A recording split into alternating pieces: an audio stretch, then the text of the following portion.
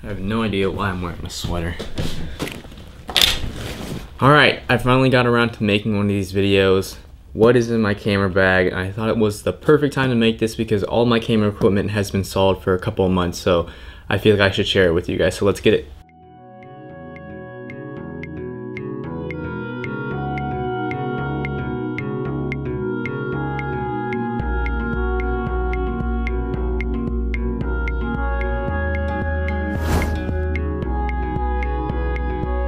What is up, guys? My name is Jake Soriano, if you guys do not know me already.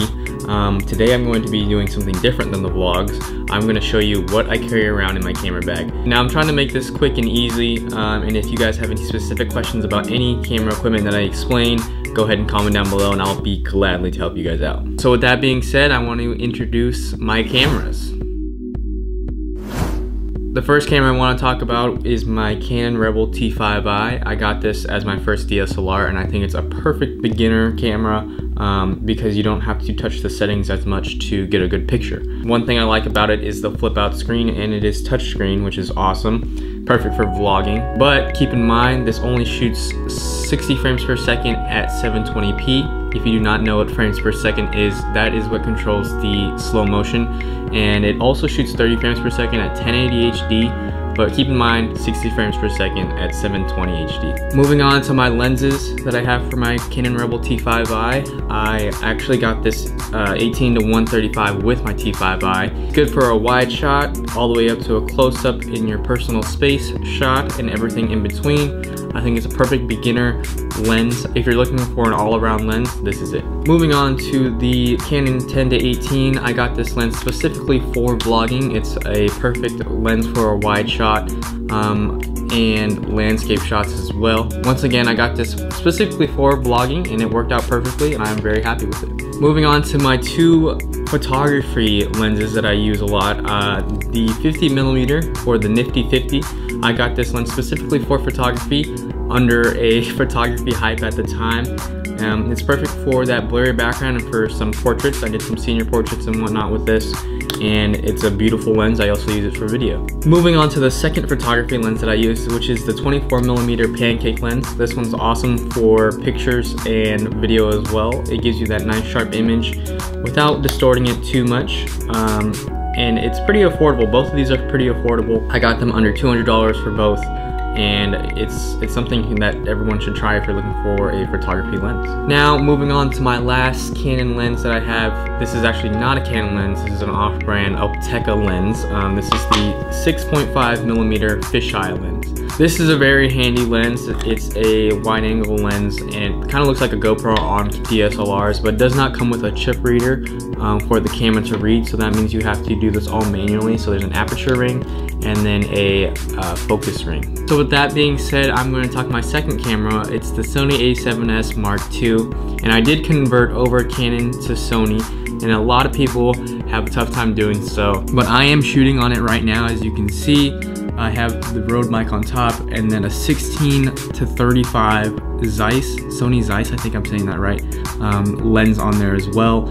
I got it not too long ago and I made the switch and I haven't turned back.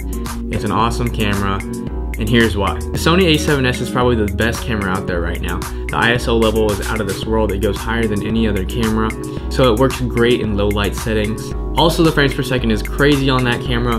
That one goes up to 120 frames per second at, I believe, 4K. It can go up to 4K or 1080 HD. And this one, once again, can only go to 60 frames per second at 720 HD.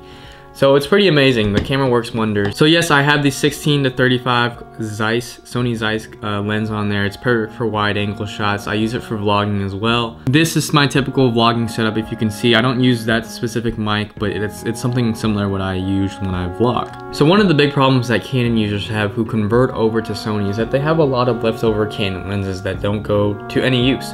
So they created a adapter where you can put Canon lenses on Sony cameras. So I personally picked up this cheap $60 one off Amazon. It's the highest rated. It's the Calm Light adapter, and it works pretty well. The biggest problem that they have is that the autofocus does not work as well as a native lens, which is true. I actually did a couple of pictures here, I'm gonna throw them on the screen, of my girlfriend Soriano the other day shooting with a 50mm on a Sony A7S. And it turned out pretty well. The autofocus did glitch out a couple times, but it was nothing big.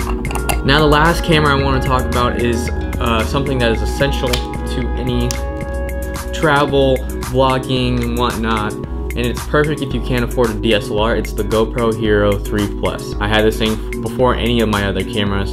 And also I don't have the one that has a screen on the back, so I have to be really creative with my cinematography.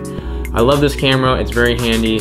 You can shoot everything in small spots. It fits perfectly in your palm. I think if you can't afford a DSLR, you should get one of these. Now moving on to my accessories. Audio is much more important than film in any film project, so I think I take audio very seriously. So now I have two different mics I have to introduce to you guys. The first one I have to introduce, which is on the camera right now, is my Rode video mic. I got this as my first shotgun mic and it works very well.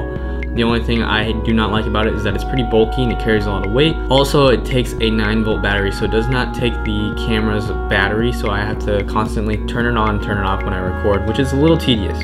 Moving on to my next mic, I have actually picked up a cheaper mic. This one was $60. This is the Rode Video Micro. I use this for vlogging because it's very light. It also does not need a 9-volt battery. It runs on the camera's battery, so I just have to turn it on and it's recording. Also, it comes with this cool headstock or a dead cat. It attracts a lot of attention. A lot of people have said that they thought it was a pet, so they tried to pet it. I don't know. Also, a dog thought it was another dog, so it started barking at it. So you do get a lot of attention, which is kind of cool. My last mic I want to talk about is my lavalier mic. This is very important because I use this over voiceovers all the time. It comes out very clear and it's great for interviews, and I use it very often. I got it from a friend too. Now the next accessory I want to talk about is probably what everyone has right now. It is a GorillaPod. This specific GorillaPod is not Joby, although I do have a ball head which I got on Christmas. This thing is pretty handy. You can set it up anywhere. It attaches and wraps around anything. And it's perfect for a selfie shot. I used to use in my vlogs as well. Moving on to my next accessory, I have a stabilizer. This is the newer stabilizer I got off of Amazon for 80 bucks. It's pretty cheap. Before you buy one of these, just to let you know, it takes a lot of practice. You have to match the camera's weight on top with the weights on bottom. So it has to be synchronized in order for it to be balanced. It takes a lot of practice and a lot of patience, so before you buy it, just know that. Now this is the most important accessory everyone should have if you have a camera, which is batteries. I do have a couple backup batteries, and I go to Amazon, once again Amazon, and I search up Wasabi Power. They are pretty credible, and I use a lot of their batteries. I have, I think, 4 batteries for my Canon, and then I think I have 3 for my Sony A7S. They work just as well as the manufacturer batteries, and they're really cheaper. So. And last but not least, my Dakine fanny pack. Now originally I got this in Hawaii for style, but then I soon found out that it's perfect for when I go shoot things. If I need to switch my lens really quick, all I need to do is have my lenses in here, open up a pocket right in front of me, pull it out, switcheroo, and there you have it. So I use this now for any shoots, and it's perfect if you guys do not like having backpacks and carrying backpacks all around with your lenses in it. Sport a fanny pack, they help out. So that's what is in my camera bag as of right now, guys. Thank you guys for watching. And just a disclaimer, don't worry about all this camera equipment I have, but you do not have to have all this equipment in order to make great content. What really matters is the story behind your videos, and I think you can achieve that with any camera you want. For example, I used to use a Sony Handycam, which is a family camcorder, for the Hoop Vision videos. If you don't know what Hoop Vision is, go check that link down below. But I made a successful channel and a lot of successful videos just with that camera. So don't think you have to have all these fancy equipment in order to be successful in video. Thank you guys for watching today's video. I know it's something different. I never really set up a face-to-face talk with you guys. If you liked it, let me know down in the comments. Also, if you have any more specific questions about certain lenses or anything else I have, I will be more than happy just to answer you guys back in the comments. The Against the Formula vlogs will be back on track here pretty soon. Thank you for taking some time to watch this video. I'll see you guys soon.